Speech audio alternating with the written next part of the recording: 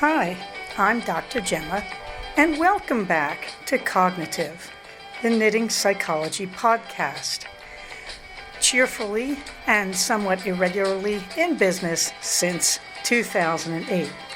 Segments today may include what's on my hooks, needles, and spindles, a strategy, something I really like, put a lid on it, oh shoot, and blather. So sit back, put your feet up, pick up your knitting, crocheting, spinning, weaving, or dyeing, or any other yarny thing you're doing, and get ready to enjoy. Well, hello there, it's Dr. Gemma, and this is episode 169 of Cognitive. And your comments are very, very welcome. You can leave them on the blog at cognitivepodcast.blogspot.com, or you can put them in our group on Ravelry. You may notice that I opened with 2 cat memes because it's sort of a cat experience week. That is, yes, I have another Minerva story to tell, but I could not resist those 2 memes, and why not, really? Been eventful. So let's get into the warm thanks. First thing is Little Knits. Yes, Little Knits, the online presence, had a sale. Oh, I wasn't going to buy more sweaters, but we'll get down to it. But thank you, Little Knits. I enjoyed your sale. I do have a logic here that there was one yarn from Malabrigo Rios that I really wanted. It's called Virgo, and it's speckled. And it's very, very beautiful. And it's my kind of colors, greens and blues, and I think a little pinkish red or reddish pink, whatever. I really wanted to make a speckled sweater in worsted weight. I did. But it had to be the right colors. To my shock, Virgo is my birth sign, which I find a little weird because this was my favorite set of colors, and I knew they would go the best with the rest of my wardrobe. So I thought, if I can score 6 skeins of Virgo, which I haven't been able to, maybe a stray skein here and there, and I didn't bother, but I thought if I can get a sweater's worth, yes, I am going to do that. But nobody was doing it. Oh my goodness, Little Knits had a sale. And it was 15% off. So it has to be more than 10% off for me to bite at a sale. I usually think 10% is pretty much nothing. It's not always even the postage. So Little Knits had a sale. So there you go. Meanwhile, Barb Knitter ERRN is what I think that's really supposed to be. Her spelling is truly eclectic and rather brilliant. She asked some very good questions about my sock knitting, which I really think I will take a minute to answer because she wants to get back into knitting socks. First of all, I use magic loop, and there is no loop that is too big. In other words, if you're going to use magic loop, I use a minimum of size 40 cables because I want a lot of room to be moving that stuff around. And I find with socks, little bitty stitches, the more room I have, the better. And then I do an afterthought heel. You can find the afterthought heel. Just look it up on the internet. You'll find 50 million ways to do it, I'm sure. I originally learned it from a book on how to use circular needles, I think, way back. Magic loop, rather, way back. All right, or I learned it from Elizabeth Zimmerman. I cannot remember. I would look at Elizabeth Zimmerman's book, The Opinionated Knitter, for this. But here is an afterthought heel. Very, very easy. You go down the length of your leg to where you want the heel to be. You can measure it on a pair of socks. For me, that's 7 inches. I always do a 7-inch leg. The top 2 inches are ribbing, 1x1 ribbing, then 5 inches of stockinette. I do not have particularly long legs, I'm horrified to admit. And at that point, I change to a waste yarn. And I do the waste yarn for only half the stitches, and then I turn this around and I knit a second row of the waste yarn on top of that first half row. So it's really, I'm knitting 2 half rows of the waste yarn. That's all I'm doing. Now, that's on the place on the back of the sock where the heel's going to be. The front of the sock, I do not put waste yarn in. So really what you're going to see is the back of the sock is going to actually be like 2 rows, half rows longer than the front of the sock. You're adding 2 extra rows of waste yarn. You're going to get rid of that waste yarn. That's where the heel's going to go, between those 2 rows. Okay, so I have the 2 rows. Now I know the twin set ladies used to put a lot of rows in. Like they said, why just 2? Why not make it a real presence back there? I don't know, but I don't do it that way, but it works for me. Okay, so I do these 2 half rows on the back, which means I switch from magic loop to just knitting back and forth on one needle.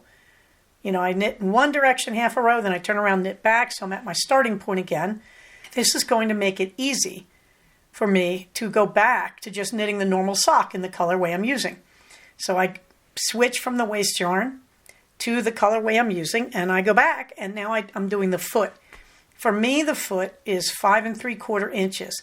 Not quite. It's somewhere between 5 1/2 and 5 3/4. One is a little too short, one is a little too long. Meh. Okay. So I will knit the 5 3/4 inches for the foot, and then I start my decreases for the toe. So I finish that, close it off, you know, do my Kitchener stitch, close the toe. Then I go back to the heel. So now I'm going to go back. I have those 2 rows of waist yarn, and I'm going to take my needle, and I may even take a smaller needle because it makes it a little easier to do the pickup. Doesn't matter. Because all I'm doing is I'm going to run that needle through. Now remember, I'm using magic loop. So first I run it through one side of the waist yarn. I do not run it through the waist yarn itself. I run it through the row above that yarn. And that's every other leg. Like you see all the legs of the stitches. You know, each stitch has 2 legs. So every other leg, you go there. You go all the way through it. Then I pull my circular needle all the way through except for the last needle. So basically I'm moving it all the way up the cord to give myself room, and I'm going to take my first needle again and turn it back, and now I'm going to go the other way, picking up those every other leg in the row of the sock yarn just above the waist yarn. Alrighty, so what am I doing? I'm basically making those stitches into live stitches again. Now for me, so that I don't get gaps at the end, I always go 2 stitches more on each edge. So what that really means is when I'm running the needle through the row of the main sock yarn above the waist yarn, I start 2 stitches to the right. And I go over 2 legs. You know, I go over I do through one leg, over a leg, through one leg, over a leg. Now I am above the waist yarn. And I do that same through one leg, over one leg, all the way to the other end. And then I'm going to go 2 more stitches past the end. Pull my needle through. So that's all sitting now on the far end of my circular needle. Turn around with my needle and go back and do the same exact thing in the other direction. So now I've got all the waist yarn between the 2 halves of my circular needle. And then I go in and I pick out the waist yarn, and I've got a nice big gaping hole. And on either side of that gaping hole, all the stitches are picked up on the 2 halves of my circular needle. Okay, so now I'm using magic loop, remember. And you just take whatever yarn you want to use for the heel, and you knit. And you knit around that circle, and you do the decreases exactly the way you do the heel. That's an afterthought heel. Elizabeth Zimmerman writes about this. I believe it's in the Opinionated Knitter, if I remember correctly. But you can probably find videos of this all over the internet. So I hope that helps you. Barb Knitter, ERRN. I hope that was good enough. In the meantime, I want to thank the Instagram regulars. There's a group of you who comment on everything I say on Instagram, which I find rather wonderful. And so I'm not going to get them all. I didn't get them all, I know right away. But I want to point out Sundi, Karen RS, Sandra L, Tinkerelli, I think Natty Lady LA. Haven't seen her in a little while, but she's pretty frequent visitor to my Instagram. So anyway, thank you. I really appreciate the routine comments, and I really do read them and enjoy them enormously. And then there's Sal Pal, who had a really good comment about the whole issue of rebuilding trust and reparation. She said, I thought about how long it takes to rebuild trust and how you have to keep doing reparation the whole time if you want to build trust. A good apology and one instance of reparation might not do it. Boy, I sure agree with this. Then she says, I am thinking of your coworker, where she was forced to apologize to me and I did not believe her. as I think I said in the last episode. She said, her reparation, unintentional as it was, did nothing to build trust between the two of you. So good she left you alone. Yeah. I mean, when you make reparation, you make a good point here, Sal Pal, that who knows if it's going to work. As my coworker said to me, I've apologized to you. If you don't choose to accept it, that's your problem now. That's all true. Now, I would have said she didn't apologize. She just was like a little kid being forced to shake hands with the kid she punched in the face. How much apology do you think is there? My attitude in the job was she's unsafe for me to be around, that I need to just stay away from her.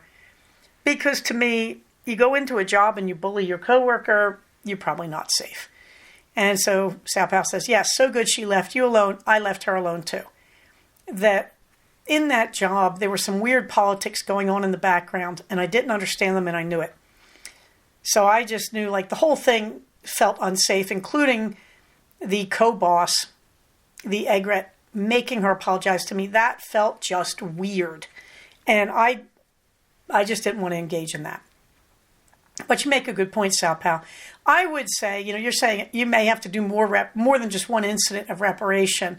Yeah. I mean, it would have helped if she had tried to be friendly or at least smiled at me from time to time. I actually never remember seeing her again, to be honest, and no loss there to me.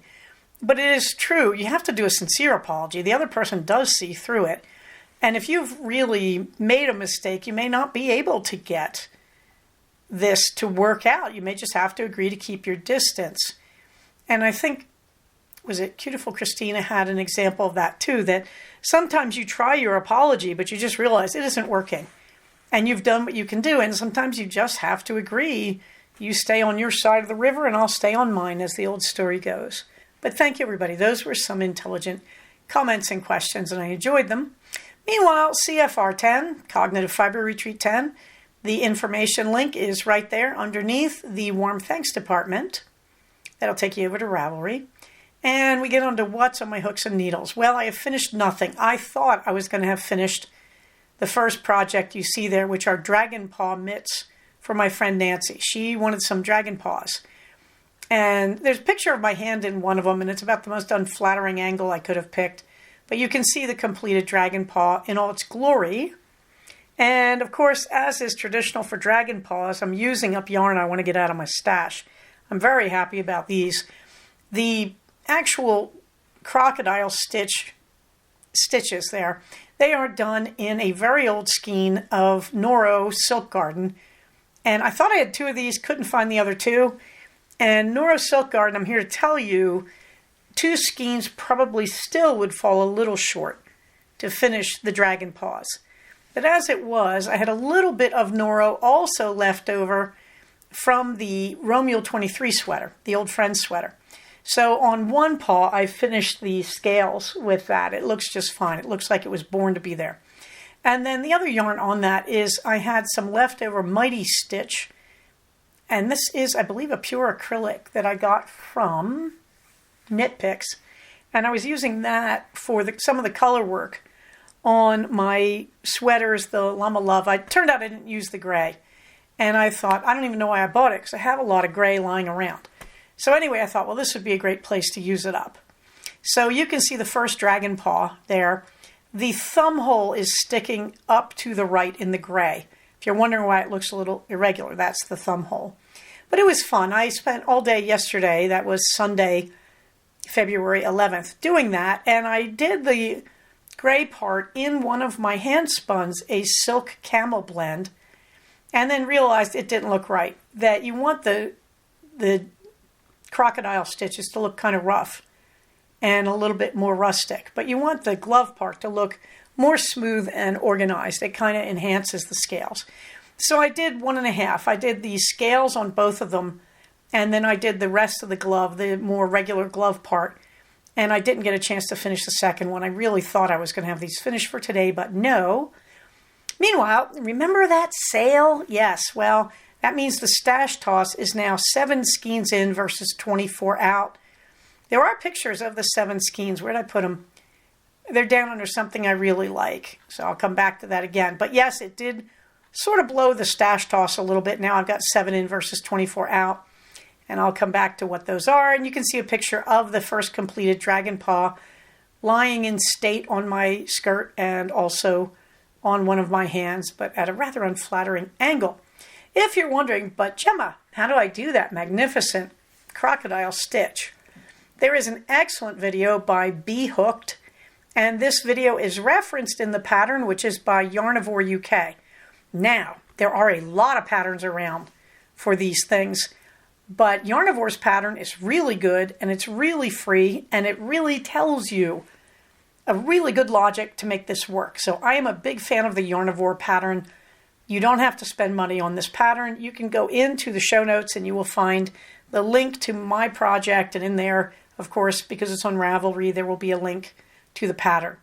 And in the pattern, she has a live URL for the crocodile stitch video by Be Hooked, and I also have it here, and I will put it into our resources later over on Ravelry in the group notes. But I have to say, very, very good, intelligent, comprehensive video on how to do a crocodile stitch.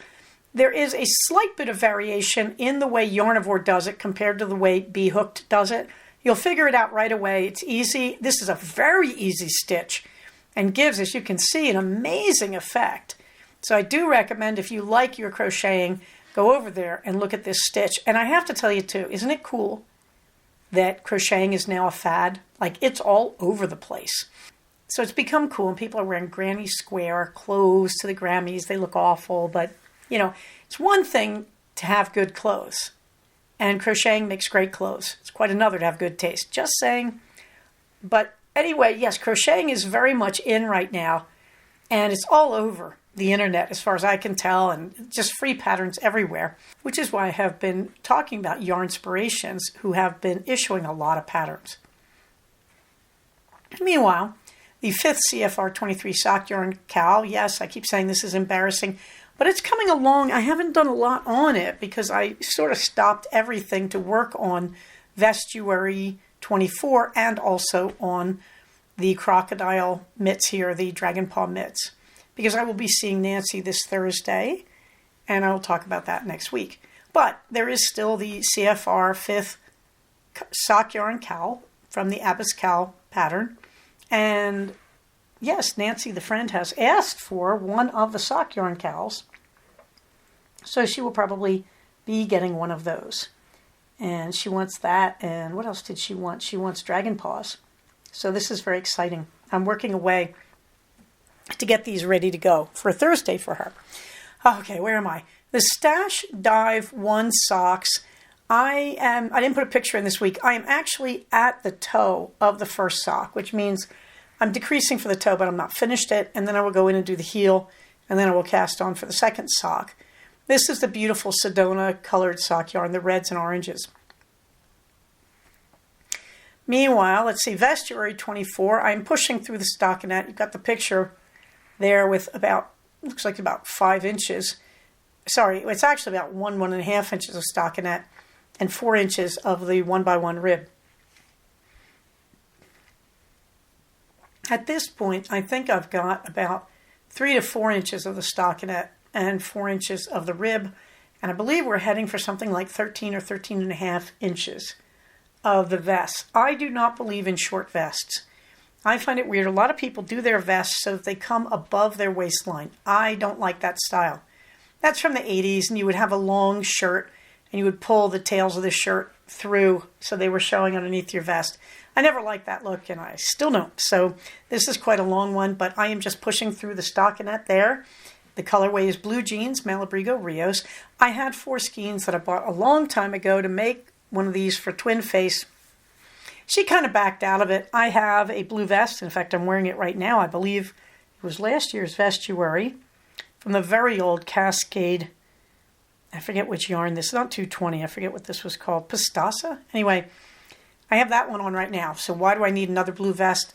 Can't hurt, man. Moths are a reality. Not in my house. We haven't had moth problems. I also was worried about moths, and then I realized I wasn't looking at moths. I was looking at a lot of dust and a lot of grot from the yarn, but Gigi also sent me her wisdom on moth stuff. You may remember last week I had a link up for moth management for an article on that. And Gigi's thing, which I think makes brilliant sense, is get a dark bag, like a black garbage bag, like plastic, right? Put it in the back of your car. We are in California. Everybody remember this. Put it in the hatch of your car if you have a Prius, and put the sweater in that. And you know what's going to happen. It's going to bake it. If you do that in the summer in my car, easily it's going to be 120 degrees, which is actually what you need to make the oven work. Gigi points out this avoids any scorching in the yarn. Would this yarn scorch? Not sure, which makes this a very attractive option. The other thing, you can freeze it, but freezing is not as successful as just baking it. So there you go. But there is Vestuary coming all the way back around in the color that Twin Face didn't want. And I'm perfectly happy to take it, adopt it, and, never hurts, and it's a vest. I have not worked on the Pennsylvania Dutch embroidery. I have been adding a cluster a day, a 4-row cluster a day, a pattern repeat a day, to the Deep Stash Dive 2 socks. So there it is with, I think, 4 of the 4-row repeats, and I think I'm up to like 6 now. Really, really enjoying those, but I would like to get the Deep Stash Dive 1 socks done first. I don't care. Just getting both these pairs of socks will be nice. They're great socks. Whew, that was a lot. All right, it's a lot of projects. Dizzy Blondes, nope, nothing there. And I have the links underneath Dizzy Blondes to the books that I've used, which are books of patterns. That's the Knit Crochet Library. And I also have a link to things you can buy to support your knitting, and yet another link to the yarn skills and techniques. And that will probably be where I put the video, the link for the video that shows you how to do the crocodile stitch and crochet. Meanwhile, let's get on to a strategy. Now, I want to go back to perfectionism because everybody's talking about it with me in my various other places. And I want to talk about what actually is reparation, and this is due to Sal Pal and Cutiful Christina because of their comments, because they both were pointing out to me in a much more gentle way than I'm going to make it sound that you might need to talk about reparation, because I was talking about reparation is when you can't go back to the person you hurt. So you do some other act of reparation. And I was pointing out this is a very medieval Christian, Catholic, whatever you want to call it, thing. But I think it's a very good logic. And I think a lot of other faiths also, religious paths or spiritual beliefs, whatever you want to call it, a lot of them talk about this because reparation is about giving yourself peace. It's about, I've made a mistake. And there has to be a declared end where you say, I have made a mistake, but I can do something about it, or I have done everything I could do about it. So when I was talking about reparation in my foggy way, I think what I left up in the air is reparation to me is you can no longer get near the person you harmed. They may be dead, they may have moved away, whatever, or they're dangerous. In the case of the colleague I talked about, like you don't know if you trust them to be safe. But basically reparation is I can't go back to the one that I hurt. So, reparation, I like to use Albert Payson Terhune, the dog writer of the early 20th century in northern New Jersey. He talks about when he was a child how he pulled a dog's ears in front of his father, the minister. And his father immediately showed him why that was wrong, stupid, and cruel. Curiously, when Terhune tells the story, his father does not say to him, if you do that, the dog will bite you. That's what's so interesting, is the father doesn't see the dog as taking revenge. The father is talking about if you pull the ears on an innocent animal, if you hurt an innocent animal, you change.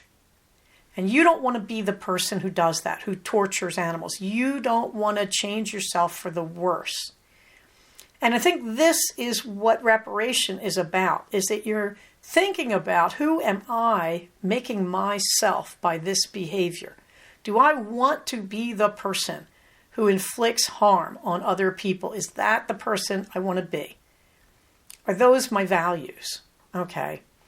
And so a key thing is that's why you apologize, that your values are, no matter how awful you are, if I make a mistake, I fix my own mistake. Even if it's to you and you're horrible, it doesn't matter. I fix my mistakes because that will determine the kind of person I will be. So when you are apologizing to someone or when you're working on reparation, you're working on what are my values and am I living up to my values? It's not about the other person. So when that woman, my coworker, when she was mean to me and she was forced to apologize, the way she apologized made it clear that if she was left alone, she'd be pleased to hurt me. She's only apologizing because she's getting caught and punished, and this was very inappropriate on the Egret's part, the woman who demanded she apologize to me. That was just her using her power to convince this woman that she shouldn't push me around. It wasn't anything real. Okay, and I'm looking at that woman, and that's what I'm seeing. You are not safe. You can be forced to apologize because you want this job, but you are not safe. And so I stayed away from her. Okay, and this matters. This matters. When you are apologizing, when you are doing reparation, it matters that this is about your own values. It's not forced on you. It's not about someone else's values, okay? Now, in an apology, where I do it to your face, you have the right, if I have harmed you, you have the right to demand behavioral change. So if I am mean to you and I apologize to you, if this is about my values and I'm making myself a good person by apologizing for the mistake I have made, that includes behavioral change. I will go forth and stop doing this thing I did to you. Now, we don't always succeed, but you have to at least be committed to trying. Okay, so reparation is one removed from all this. I'm Albert Pacinter-Hune, and I'm 6 years old, and I pull this dog's ears. Well, the dog is long gone before I understand what my father was trying to tell me, why this was so bad. And so I do behavioral change. I'm not going to pull dogs' ears anymore. But also, I'm going to do reparation. I can't fix it for that dog, so I start advocating for humane treatment of dogs, which is what Terhune does. Okay, so apology is face-to-face, and with an apology, there isn't reparation so much as there is the promise. I have done this to you. I apologize. I was wrong. Admission of guilt and behavioral change, and I will not do this again. Okay, reparation is after the fact. I can't get back to you for some reason, so if I can't give you the reparation, I will do something equivalent. So I hope I'm clarifying that, but frankly, that's the way I look at it. I can see, just listening to myself, that reparation is kind of complicated to talk about. And you might feel that, well, like, for example, in the example I gave, my coworker apologizes to me. I don't quite believe her. And as Sal Pal is saying, she might have to keep doing reparation. She might have to, I don't know, be nice to me, smile every time she sees me. You know, say to me, you're still angry, but I was really sorry. Or, you know, buy me a cup of coffee or something. Like, there is such a thing as real-time reparation. And I don't think I was thinking of that when I was talking about this. So I stand a bit corrected here. And I really appreciated those comments. Whew. Okay. Oh, shoot. Guess what? Yay, I've crossed the 100-mile mark. Now, I may have been across this a while back because it took me a while to figure out how to reset the odometer on my Fit Desk. But I am celebrating because I passed 100 miles since late November before I got COVID. I'm pretty pleased about it. I'm not sure if I really have pedaled a whole lot, frankly, but I'm happy and I'm doing 20 minutes a day and it's working and I feel just wonderful about it.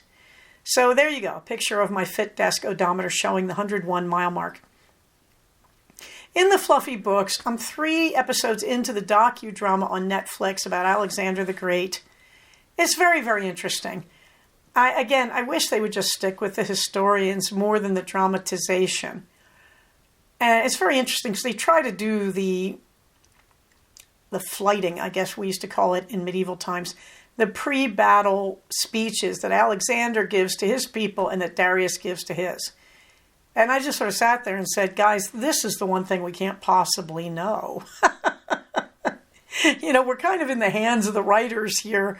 I don't think we have records of what they actually said, particularly because it doesn't even make sense at one point where Alexander says something like, they're fighting for whatever Persian thing they're fighting for, but we are fighting for Macedon. No, you're not. Macedon's not under attack.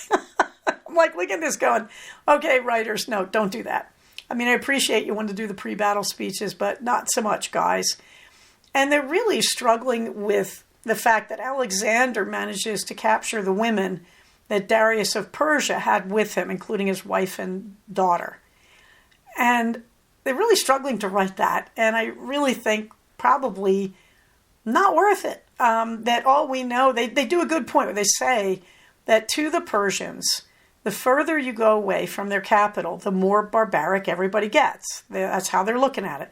So to them, of course, Macedon on the far, far extreme western boundary of their empire would look like total barbarians. Yeah, I believe that. I mean, I would believe they would think of it that way.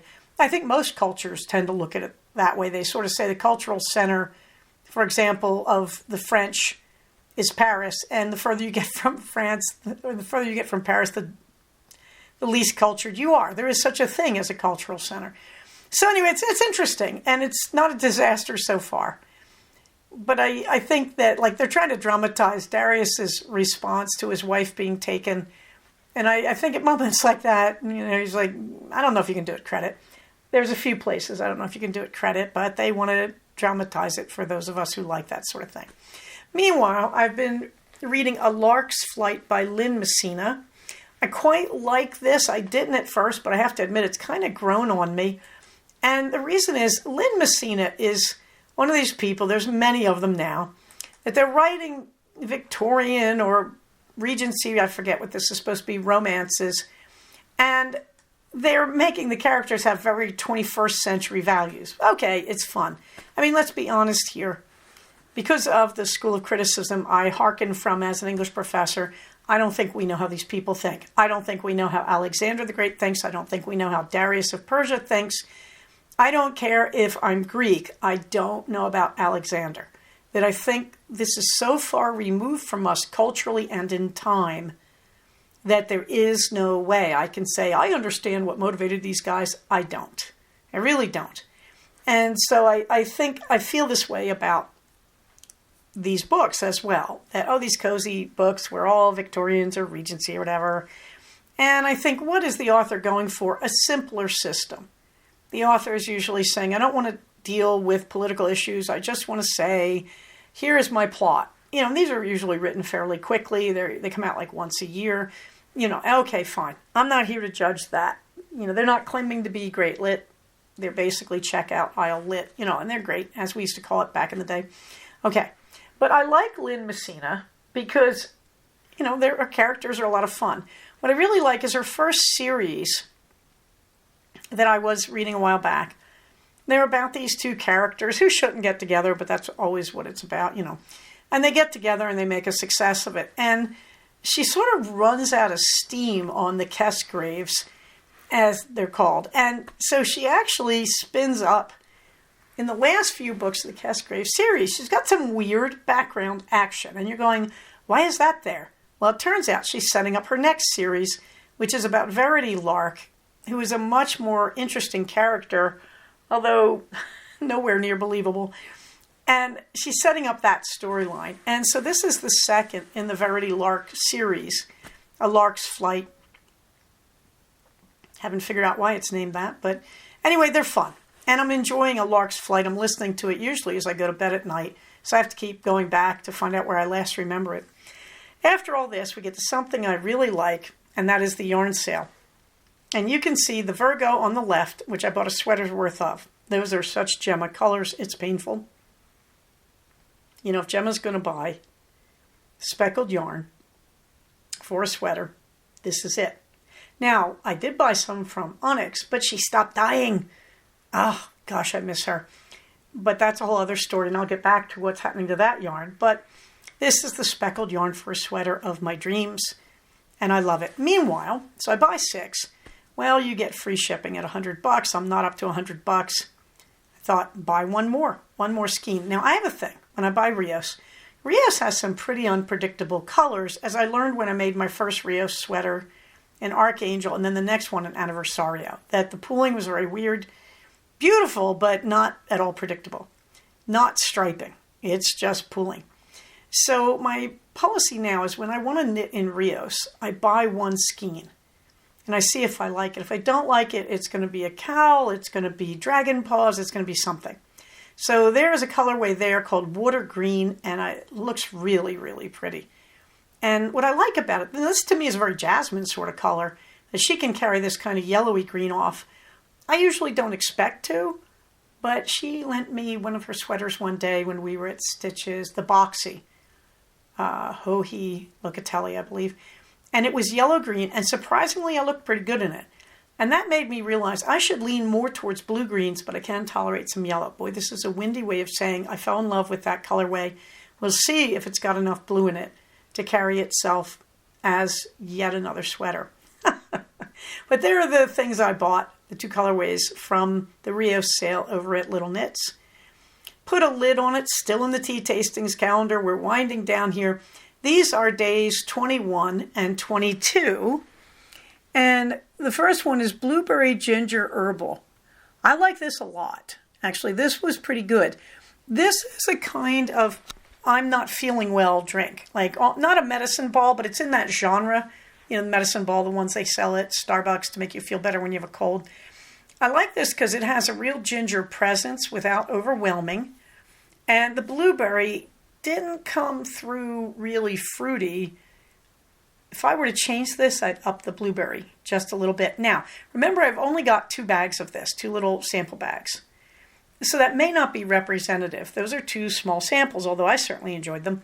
Okay, but I would say this was nice. I would have liked them to kick up the blueberry flavor just a little bit. But, you know, this is green rooibos, something I still don't know what that is, ginger, and then I believe that's currant, blueberry, beetroot, I don't have my glasses on, cinnamon, blackberry leaf, lemongrass, malva flowers. I have no idea what those are. This is just a nice blend. And this is one of those cold, rainy days I'm feeling just like I might be getting a cold or something. Really nice blend for that. But I enjoyed this. Would I buy it on its own to drink? Maybe not. It's not my ultimate favorite, but it was very pleasant, very enjoyable, and it had that kind of rejuvenation feel to it. Day 22 is White Chocolate Peach Herbal. This is green rooibos, red rooibos. Let's see, peach pieces, calendula, peach, and white chocolate essences. I think this didn't know what it wanted to be when it grew up. Like, I like this. I liked it. It was pleasant. It wasn't like immediately go to the website and buy it pleasant, but it was pleasant. And to me, I thought, well, I can't figure out if we're trying to get a white chocolate flavor or a peach flavor or what. So again, this is in that range of, this was very drinkable and very pleasant, although I didn't run to the site and buy more. But I enjoyed both of these teas. And I believe they're finished with the sales now. So if this is not in their regular lineup, it's wait till next year. What did I really learn, though? I can't wait to buy one of these boxes again next year. I really enjoyed this as my advent calendar as opposed to a knitting advent calendar. Hooey, onto the blather. Well, we had snow. Not very much. It got on the cars, but this resulted in all of us going out to the car the next morning, the Prius of Love, and there were ice patterns on it like fractals, and they were breathtaking. So my husband grabbed my arm and said, look at the hood of the car. And so you can see there's, I think, 3 different views of the ice fractals on the beautiful hood of my Prius of Love there. And we didn't get it down to our level, really. My son came in that evening and said there's snow in the cars, but we didn't get it anywhere else. So, okay. Meanwhile, on to Mrs. Magoo, the sequel. I have my reading glasses. I don't have anything else. This is very weird. I didn't get progressive lenses this time. I said I'm going to try it with just regulars and a pair for reading. So I'm waiting for my 2 pairs of the regular lenses. And I think I told you this seems to have saved me $800 or $900. And you know what? It's doing great. My biggest problem right now is when I'm in the car and traffic is coming towards me and I don't have any glasses on, which means my husband is driving, you'll be happy to know. It's a little overwhelming for me. That's the biggest problem. I'm used to having this wedge of plastic and glass between me and the real world. So that's been the hard part. Meanwhile, I am loving the reading glasses. I really am loving them. That it's really obvious. I sit down to crochet, I can see everything better. When I sit down to knit socks, I can do it better. It's just been such a pleasure to have these. And I really like them. So I have those glasses now, and I'm pleased about that. Meanwhile, in the daily house projects, I did finally get the 4th strip for the walkway, and that's as far as we can go, unless I want to saw through this strip and mess with it if I buy a 5th, because the space isn't long enough. But I put in the 4th strip with the excellent help of my son, and we just go out there every day and put in 10 pins. And meanwhile, I just today got the next set of solar lamps that I want to add to the edge of this and also put around our little porch patio just for light. That it is dark out there and I want to give it more light. This is very nice. The 4th strip is fairly loose. That it's very interesting. The ground's sort of uneven and dry. So, the whole thing with these cedar strip planking walkways is you got to walk on them. That you want them to dig into the ground with the dirt. And so you got to walk on them. Another thing we could do is put sand and dirt in between the planks to sort of stabilize them. And I'm thinking about it because my son's been shoveling the sand and dirt off our driveway where it washes down with the rain. So anyway, this looks pretty nice, and hopefully we'll have pictures of it. I still haven't hung the garage camera. Could kind of kick myself. Apart from that, all the animals are doing fine except for one exception, which I will be telling you about. And nothing much is going on in the Hub State or the watercolors or Project Cookbook or Green Fingers. So let's go on to the calendar. Yarnopoly and Second Saturday Stitchers. They are having their meetups on the second Saturday of each month, typically. The Sit and Stitch group is at Joanne Darcy Library in Canyon Country from 9 a.m. to noon on the second and fourth Saturday of the month. CFR 10 will be on September 28th, 2024 at the Courtyard by Marriott in Valencia. And Romuald, I am looking forward to somewhere between December 21st and January 1st this coming winter. And that hopefully will be my Romuald. You can see the usual knitting memes that I want you to be able to take and use. And then Minerva gets the last word. And the last word is probably oops. And that is because Minerva last week went on a binge 2 days, did not eat, did not drink, did not use the litter box, hid. Now, I took the litter box out, did a massive cleaning of it. That may have been part of it. She may have been upset that I removed her litter box for the better part of a day. But I got very worried. And of course, just on the worst day of the rain here, I told my husband, he said, yeah, she's hiding. And he said she's got to go to the vet, which I agreed with. Nothing was wrong with her. We got her to the vet. She screamed all the way. The vet took her in the back. He was very nice about it. He opened her mouth. He said, look, she doesn't have I thought she had a blockage of string. He said, look, there's no string in her mouth.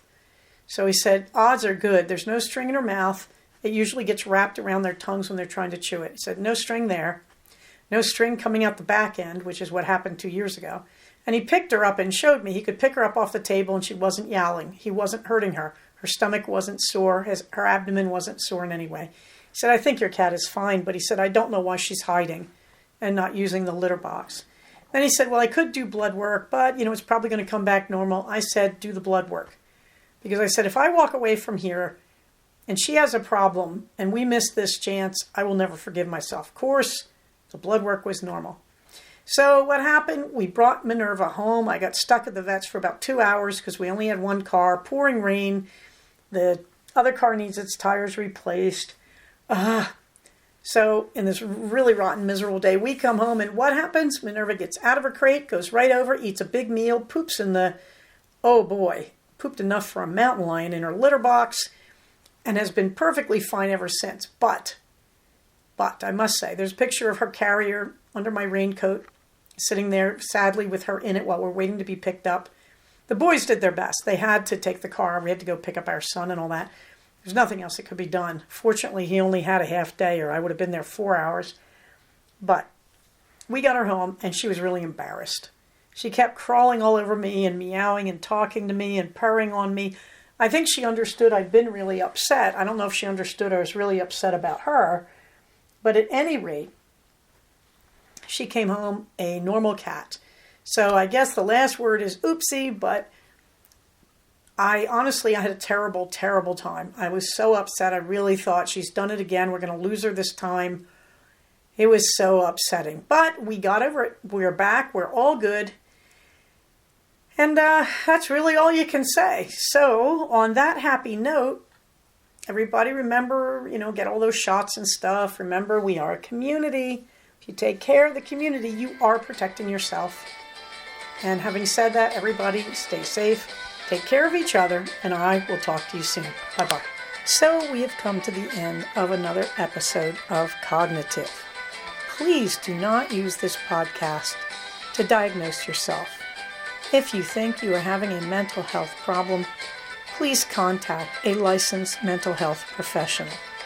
Show notes for these episodes can be found at cognitivepodcast, all one word, .blogspot.com. Episodes can be found at iTunes under the name Cognitive Podcast, but also can be found posted next to the show notes on the Blogspot page. Thank you so much for listening. Everybody, stay safe, take care of each other, and I'll talk to you soon. Bye-bye.